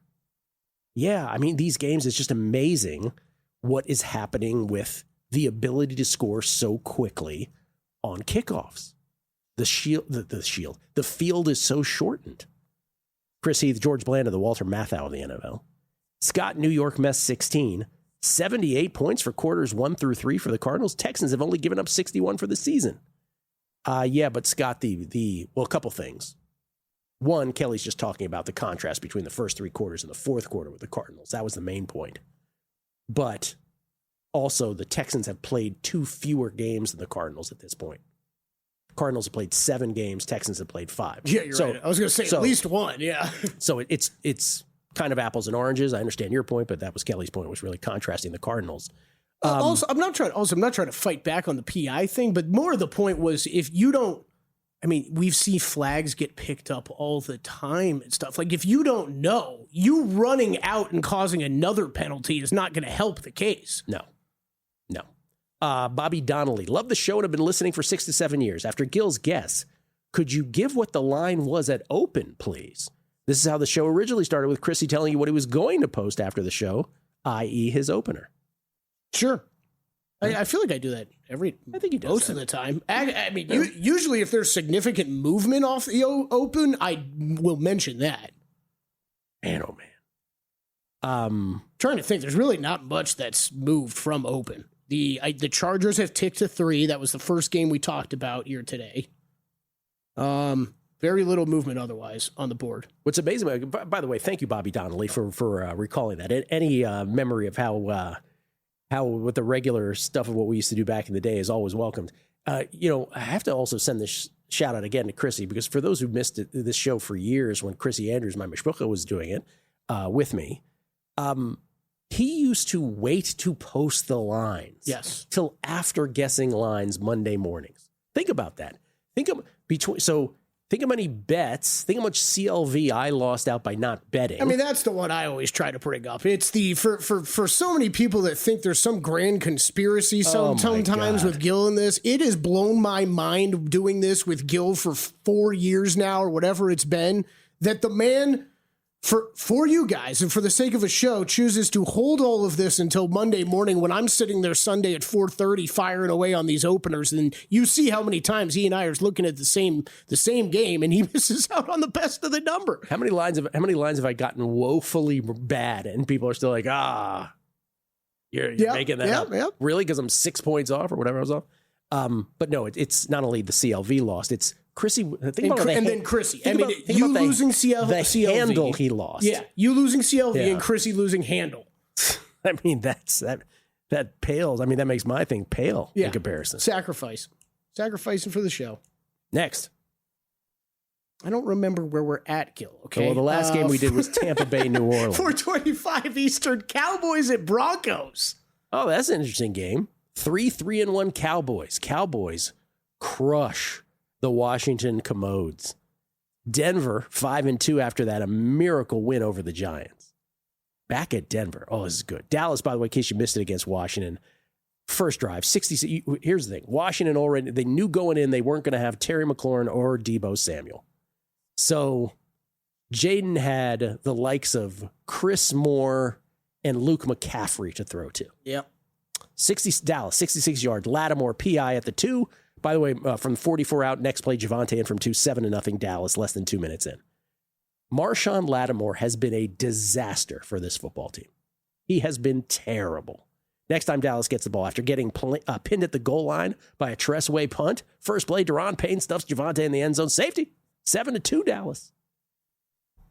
Washington will get the ball, 7 plays, 65 yards. Jaden to Chris Moore for 44, the big one. 3 plays later, Jaden to Ertz from 5 out. They go for 2 and they fail, but it's 8-7 Washington, a little less than halfway through the first quarter. Kelley, that would be the high point for Washington this game. Yes, it would. Aubrey would kick a 47-yarder, put Dallas up 10-8. And then the next time Dallas got the ball, 1 play, Dak to CeeDee Lamb for 74 yards, 17-8 Cowboys. Aubrey would just casually kick a 61-yard field goal later to make it 20-8 Dallas halfway through the second. And then a couple drives later for Washington, after the official refused to throw an obvious PI flag at the goal line. That was one of the more egregious non-flags of the day in football. 2 plays later, McNichols, sick 19-yard run to the 1. Jaden in 20-15 Dallas with 45 seconds left in the second quarter. And you're thinking to yourself, wow, Washington to keep up with this team? No. Because then Dallas, got another example, from their own 28 with 39 seconds left. Yeah. By the way, then Von Miller sacked Dak. So Dallas had to use a timeout with 31 seconds left at their own 21. What would you put the line at them getting a touchdown from their own 21 with 31 seconds left? They're not even playing for a touchdown. They're playing for a field goal because they're like, well, Brandon Aubrey might be able to kick a 70-yarder. Because of that, yes. Dak to Pickens for 44 to the Washington 35, and then prepared once again to settle for the field goal. Javonte just runs it for 33. Timeout all the way to the 2-yard line. Dak to Ferguson, touchdown, 27-15 Dallas into the half. And then, most of you know this, to begin the third quarter, Washington 1st and 10 at the Dallas 39. Jaden is sacked by Shamar James. His leg turns funny, fumbles, recovered by Jadeveon Clowney. Jaden, I thought, wrenched his entire knee and leg. But apparently, me too. But apparently it's a hamstring injury for which he will get an MRI today. Now, given the choice, I'm thrilled that it's a hamstring. I hope it's not bad, but good God, I didn't want him to kill his leg. But that was the end of that, because then Dallas, 9 plays, 55 yards, Dak to Ferguson from 5 out, 34-15. Halfway through the third quarter, the competitive portion of this ball game was over. And then Marcus Mariota, under pressure, lazy pass, Deron Bland, pick 6, 68 yards to the house, 41-15. It would end 44-22 Dallas. Yeah. Say what I will about Jaden, say what I will about McLaurin. Feels like a lost season, but they don't play defense. And Washington's defense is so bad. And Dallas's offense is really humming. Dallas's offense is one of the best offenses in the NFL. Yeah. Maybe top 3, maybe top 2. Maybe best. Gill. Maybe top 1. Yeah, maybe top. That's where I'm like, yes, you're right about the Commanders' defense. Yeah. But you went up against a buzzsaw, man. Like, you got that wide receiver duo now. Pickens CD Lamb back, and Pickens did not drop off. He's still looking great. I will tell you, I know this game was not built for everybody. That the football fan out there that loves hard-nosed defense and everything wasn't going to get into that game. I had to go full volume on this game for basically the entire time. Red zone and everything else was off to the side. It was so entertaining to me. Someone was in the group chat had a in-game first half total of 38.5 and 39. That was the most miracle over ever hit. That Dallas scored a touchdown on that last drive. You won that bet? Yes. That's awesome. Miracle over. That's awesome. Denver was a 7-point favorite hosting the Giants, 7.5, somewhere in there. Yeah. So by logic, then, this should be, I don't know, let's call it 4.5-ish. However, Denver's strength mitigates Dallas's strength. Denver's D, Dallas's O. So I said Denver minus 5.5. I think we found Gill Alexander a bet. This is Denver as a 3-point favorite across the board. Give me the Broncos. Give me the Broncos. In fact, Gill, you can get a cheap 3 at Circa behind us, 105. Oh, my goodness. Give me that. That doesn't make any sense to me. I'm with you. This Cowboys team has... What exactly do you... It's okay, I get it. Dallas crushed Washington, who was depleted, at home. Now you're going on the slow track in elevation against the Denver defense. It's only 3. I'll take it. Thank you. Give me Denver. I'm a little scared. If this gets to 2.5, I'll be joining you. Because kind of like you just went through, this is a big swing to get all the way down to 3 here. But Cowboys got best unit on the field, and I honestly believe that. Best single unit is their offense. Things have a way of getting stagnated once you go into those elements. Didn't expect to have a Chargers bet and a Broncos bet this morning, but that's where I am. Coming back, more games to get to. Adam Burke on Game 7 tonight between the Mariners and the Blue Jays. 2 best words in sports. Game 7. We'll do that and more. Numbers Game, VSiN, the Sports Betting Network. A numbers game on VSiN, the Sports Betting Network. Back on a numbers game. Looking for value. You didn't have much value at all. Commodores, just to be close to you. So last week, again a week ago, the 2 games of value during guessing lines where I'm actually betting them on the show. Carolina Panthers, Seattle Seahawks. Carolina ends up as a win. Seattle pending tonight. Seattle has stayed minus 3 extra juice tonight. What if you're a Seattle sports fan tonight, Kelley?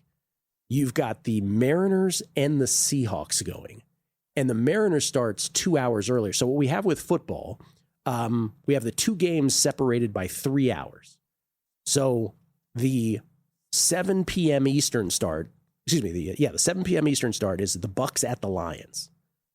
So that's early Detroit time, right? East Coast time, 7 p.m. 4 p.m. here. 3 hours later, the Seahawks host the Texans, 7 p.m. Pacific. But 2 hours before that, or 1 hour after the first football game starts, it's Game 7 between the Mariners and the Blue Jays. So if you're a Seattle sports fan, you're kind of going to be obsessed with that Mariners game when the Seahawks game starts. Is the stadium going to be full, and are the people in the stadium going to care about what they're watching for at least the first half of that game? It's a great question. I don't know that it triggers a bet or anything, but I'm just saying. I have Seattle minus 3. It's worth bringing up. Yeah.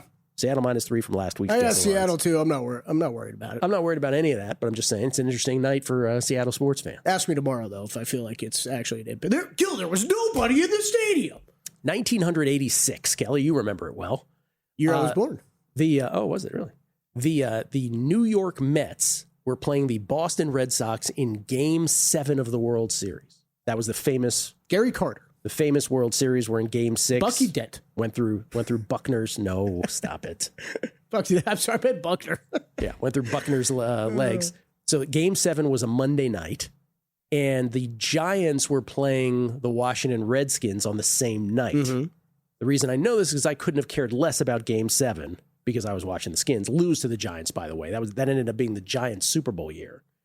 But they were simultaneously. But I guess the Mets Giants isn't the natural New York split. It's usually Mets, Jets, Giants, Yankees. Right.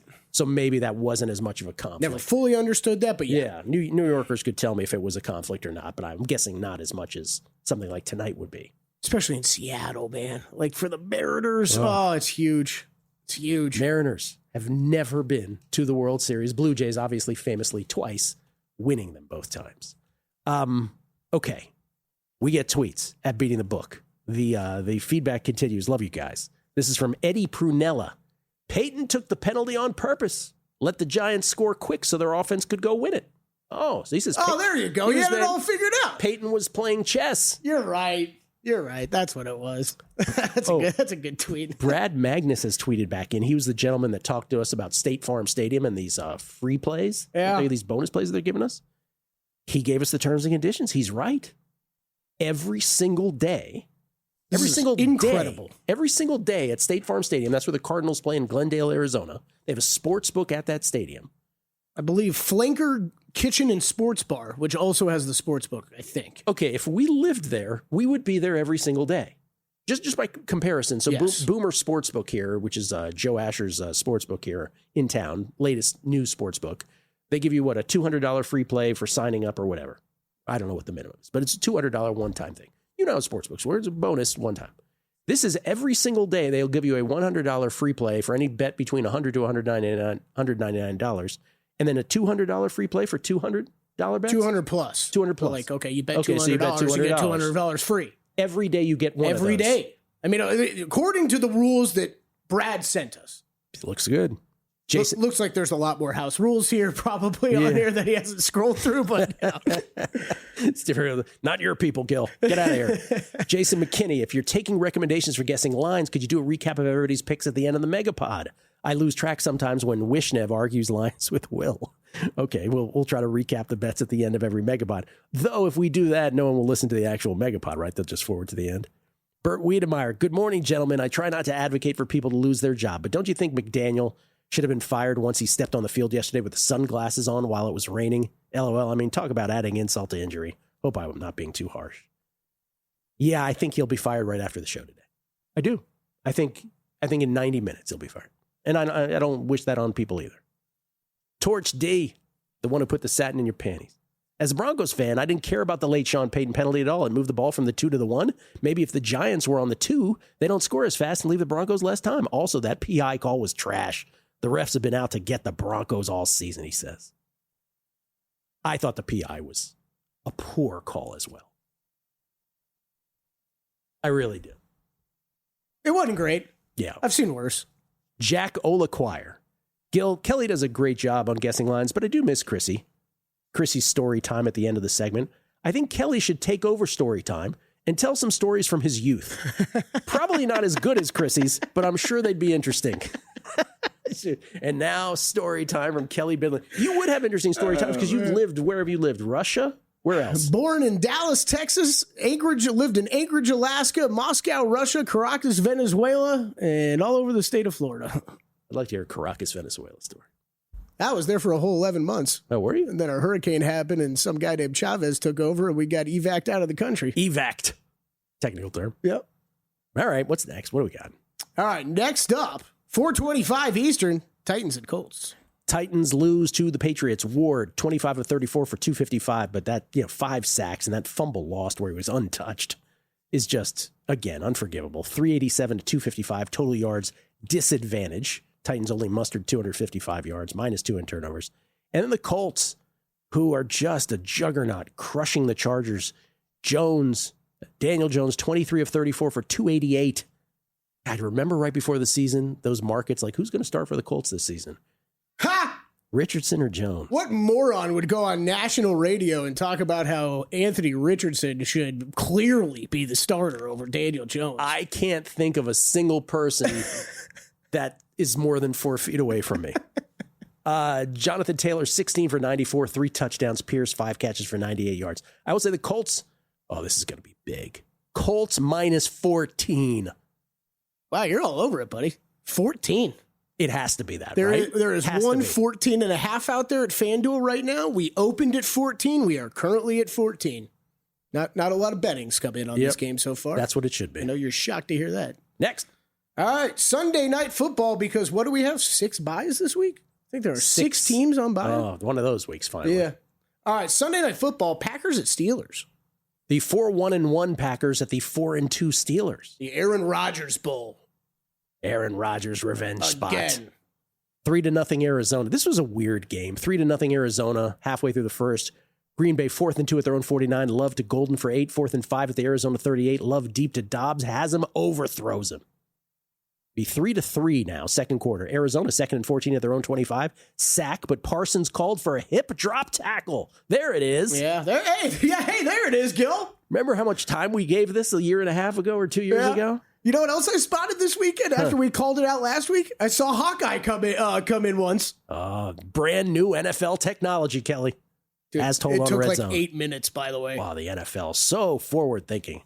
6-3 Arizona now at this point after a Ryland field goal. Arizona 3rd and 23 at their own 16. 2 minutes left in the first half. Brissett to Zay Jones for 43. Eventually Brissett to Trey McBride from 50 down. 13-3 Arizona. Listen to this one. 7 seconds left in the second quarter. 13-3. Green Bay from their own 22. Green Bay deep in their own territory. Love to Dobbs for 22. Timeout with 1 second left. Remember, they started with 7 seconds. A 6-second play. Havrasik, 61-yard field goal. Good. Hey, he's one of the greatest kickers of all time. Bro, there was 7 seconds left on the clock, and they're like, yeah, there's 3 points. There's 3. What does this league become? 13. How many times have we talked about this situation already today? At least 3 or 4 times. 13-6 Arizona at the half. Arizona, first time they get the ball in the second half. 1st and 10 at their own 46. Brissett sacked by Rashawn Gary. Fumbles. Evan Williams recovers. Green Bay set up at the Arizona 44. 4 plays. Love to Dobbs with that big old helmet for 7 and 18. To Golden for 17. Jacobs in from 7. We are tied at 13 apiece. 9:47 left third quarter. Arizona, though, responds. 9 plays, 65 yards. Brissett to Harrison Jr. for 35. The big play on 3rd and 14 from their own 41. 4 plays later, Brissett to McBride from 12 out. 20-13 Arizona. 4:17 left third quarter. Green Bay, 67 yards, helped along by a pair of penalties on the Arizona D. Love to Kraft from 7 out. 20-20, 5 seconds into the fourth quarter. Then Arizona gets it to 1st and goal at the Green Bay 8, but Micah sacks Brissett on 3rd and goal from the 10. They have to settle for a field goal. Ryland from 39. 23-20 Arizona, 9:01 left. Next time Arizona gets the ball. 4th and 1 at their own 48. 5:58 left in the game. Brissett stuffed by Edgerrin Cooper. Green Bay set up at the Arizona 48. 3rd and 7 at the Arizona 45. Love to Kraft for 8. 4 plays later. 4th and 2 at the Arizona 29 with 2:32 left. What would you do here? Kick a field goal? They went for it. With only 1 timeout, they go. Love to Kraft for 15. Then Jacobs for 5. 2-minute warning. Jacobs for 8 to the 1. Arizona timeout. Jacobs in for 1. 27-23 Packers. And Arizona could get it to 1st and 10 at the Green Bay 26, but Micah sacked Brissett. Pretty much ball game at that point. The guess on Green Bay at Pittsburgh next. Plus a Monday night game. Right here on A Numbers Game. The numbers told the story, they always do. It's one of those idiots who believe in analytics. This is A Numbers Game with Gill Alexander on VSiN. Hour number 3 of A Numbers Game at VSiN, the Sports Betting Network, VSiN.com, Game Plus, iHeartRadio, YouTube TV, and of course, SiriusXM Channel 158. I am radio's Gill Alexander. Nice to meet you. That right there is Kelley Bydlon, producer number 9. So much more than a producer. We get tweets at Beating the Book. New York Mess 16 says, Gill, you're spot on. New Yorkers generally Yankees, Giants, and Mets, Jets. I, however, am a Giants Mets, as my dad had a disdain for Steinbrenner. And as you may know, back then it was usually 1 TV per household, so dad's teams were my teams. Makes sense. Mm-hmm. Brian M., thinking of story time with Kelley. Do you ever stop him mid-story and ask where he was living at that point in time? No, but I will. It's usually, that actually is usually a pretty good question. I'm sorry. Where were you living at this time? Chance Copperpot, as your resident lifelong Seattle sports fan of 48 years, I can tell you unequivocally, Game 7 is way bigger deal than a regular season Seahawks game. Well, I would expect that to be the case, Chance. Our domination of NFL home field advantage is long over anyways. Hashtag Trident's up. Hashtag seize the moment. Yeah, Let's go, Chance. Rooting for you today, buddy. Long-time listener. I would expect that Game 7 would be a bigger thing. By the way, I have zero feel for this game. I'm curious what Adam Burke is going to say. Game 7 today. We'll get into that momentarily. Where it's a rematch again between Kirby and Bieber. Kirby going for the Jays and Bieber going for the Mariners tonight. This was the game where Game 3, where the Jays crushed, right? Am I getting this right? Oh, no, pardon. Kirby going for the Mariners. What did I say? Kirby going for the Mariners, Bieber going for the Jays. This is the game where Bieber pitched great in Game 3 for the Jays. Remember, it was 2-0 Mariners at that point, and he was trailing 2-0, I believe, in Game 3. And Bieber righted the ship. He ended up going 6 innings, gave up only two earned runs on 4 hits, 8 Ks, 1 walk on 88 pitches, which got Toronto off the schneid in that comeback win, and the rest of the series has followed suit since then. It was Kirby, who was not pitching well for Seattle that day. He went 4 innings. He gave up 8 earned runs on 8 hits. 4 Ks against 2 walks. Am I reading that right? I think I am. My goodness. So, not great, Bob. What's that? Not great. Not great. What was that from again? Not great, Bob. What was that from again? Dude, it's the Madman. Madman. Not great, Bob. By the way, Survivor update again for those who missed it in the first segment. A little over 200 entries knocked out again this week with 2 games pending. So still 4,214 remaining Survivor entries out of the original 18,718, meaning that 77.49% of entries have been eliminated, not quite through 7 weeks, which again, in the 6-week history of Circus Survivor, is only the 4th highest rate, teetering on being the 5th highest rate, or the 2nd least. Currently the 3rd least, though. The last 3 years, way more entries out, percentage-wise, including last year's record 98.5%. But 3 years ago, 97.96% were knocked out by this point. So two of the 6 were virtually down to the, was it 214 remained last year? 125 remained 3 years ago in a obviously a year that started with fewer entries. But anyway, Kelley's got one of them. Yeah, and I'm with everybody out there. We could have used a couple of these L's yesterday. Yeah. Maybe looking at one team we're about to talk about here. All right, but let's finish up again what I was saying about the Packers and the Cardinals game, because I still have to make a guess. I still have to make a guess for the Packers at the Steelers. Can I just go back to that last sequence? Sure. The last sequence, I was curious if anybody noted this. Well, I'm sure they noted it, but what they thought. So it's 23-20 Arizona. Green Bay ends up 4th and 2 at the Arizona 29 with 2:32 left in the 4th quarter and only 1 timeout. And the 2-minute warning. They go for it. Instead of kicking the game-tying field goal and leaving over 2 minutes left on the clock, right? They decide to go for it. Were you shocked that they went for it? No, I was not. I was definitely not shocked, especially with LaFleur coaching. Were you somewhat surprised? A little bit. I wouldn't have been. No. I don't know. I was not shocked at all. They went for it. I would have been very okay if they kicked a field goal. I just think that everything we've been saying on the show in 2025 National Football League, to kick a field goal there is a death sentence. But I have to tell you that while it's happening, right? Yep. While it's happening, I'm like, because you have a lifetime of football before this year to go back on. Mm-hmm. You're just like, oh my God, if you showed this to someone in 2010, right? They would be like, what are they doing? I can't believe they're going for it. Do they know the field goal ties this? It's incredible how the game has changed so quickly. I will say Green Bay at Pittsburgh, Green Bay -4. Yep, I think I found another one for you. We are Packers 3 most places. This opened up pretty much a flat 3. We are moving towards the Packers side. There is a 3.5 on the board now for the Packers over at FanDuel. It is 3s pretty much everywhere else, though I bet the Packers a couple breaks ago. I don't love this one, Gill, but this is you did it with the Broncos. Packers were just on the road at the Cardinals and were 6.5, 7-point favorites. I don't have that big of a difference between the Arizona Cardinals and the Pittsburgh Steelers. Green Bay, -3. Minus a little extra juice on this one, but I'll take it. -3, -121. I don't love it, man. This Packers team, they're becoming a little frustrating. And if you're a Packers fan out there, sure it's driving you nuts because they are. Man, you talk to some of these guys, like we can ask Drew tomorrow. I'm pretty sure I heard Drew say last week Packers are his highest power rated team. Like there are NFL guys that have this Packers team as top 2, 3 in the NFL, and I want to say I feel like they're there, Gill, but they're not taking care of business against some of these teams like they should. I will happily take Green Bay -3 because just the image of Micah Parsons turning a corner and crushing Aaron Rodgers in this game is just, I can see it happening multiple times. Wyatt's going to have to give us the breakdown on how the Rodgers/Packers fanhood works for this game. Like, you want the Packers to win, but do you want them to win like in a shootout where Rodgers puts up good numbers? Micah Parsons with 3 sacks yesterday. Most he's ever had in a game. Yeah. Monday night, what do you got? Monday night, the Washington Commanders at the Kansas City Chiefs. The 3-4 Commanders going nowhere quick against the 4-3 Chiefs going everywhere. Perhaps back to the Super Bowl.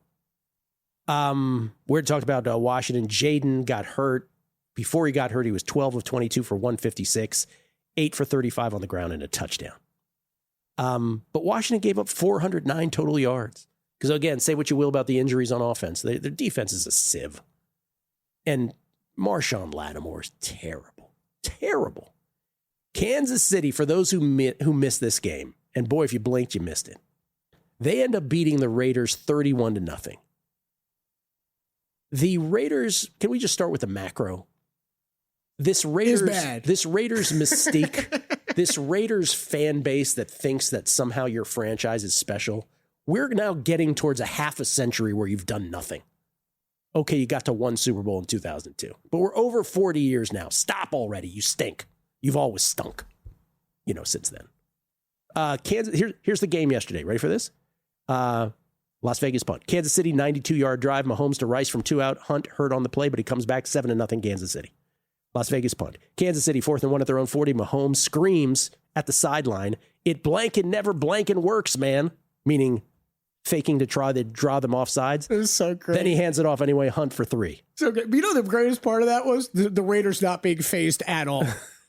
That's right. Like it worked, but they were not phased at all. Eventually, Mahomes to Hollywood from 8 out, 14-0 Kansas City, 9:17 left second quarter. Raiders 3 and out. Mahomes to Rice from 3 out, 21-0 Kansas City halftime. At halftime, the Raiders had run 14 total plays, and the Chiefs had 21 first downs. Third quarter, Kansas City gets the ball, 11 plays, 65 yards. Pacheco in from 7, 28-0. 9 minutes left in the third quarter. Vegas 3 and out, then 31-0. And let's put it this way. This is all you need to know with the rest of the game. The Chiefs put Gardner Minshew in the third quarter. Mm-hmm. This game was so over. Not only that, the Chiefs, when they got the ball after a Pickett fumble, because Las Vegas put in Kenny Pickett at some point, Kansas City had the ball set up at the Las Vegas 11-yard line. They went 4 and out. They just gave it to Brashard Smith 4 times, just ran him into the line. And then Kansas City went into victory formation with 2:36 left, and Las Vegas had all their timeouts left. And Las Vegas didn't call any of them, and that was the end of the game because they shouldn't call any of them at that point. The Las Vegas Raiders in this 31-0 defeat were held to 95 total yards. They were outgained 434-95. They were they were out time of possession, if you will, 42:08 to 17:52. Total number of plays, Kansas City 77, Las Vegas 30. 30. The Las Vegas Raiders ran 30 offensive plays. That is impossible. 30. In fact, it's even worse than the 30. Their first 2 drives, which were both in the first quarter, were 5 plays and 5 plays, meaning that in quarters 2, 3, and 4, the Las Vegas Raiders ran a grand total of 20 plays. That is impossible. It's the biggest blowout you're ever likely to see, regardless of what the final score is. Your wording's better than mine. I was going to say incredible, amazing, impossible. Impossible is the right word. Because of Washington's defense and Washington's... Chiefs had 30 first downs. 30 first downs, 30 versus 30 plays. There's never... I mean, again, there have been bigger blowouts by score. Yeah. There's never been a bigger blowout in terms of what actually happened. Kansas City has to be like a 10.5 point favorite against Washington. Okay, we are pretty much 10.5 everywhere. Westgate opened this at 11.5 yesterday. FanDuel at 9.5. Most places 10.5. When I sent this into you last night, what was it? There was only a couple places open. Okay.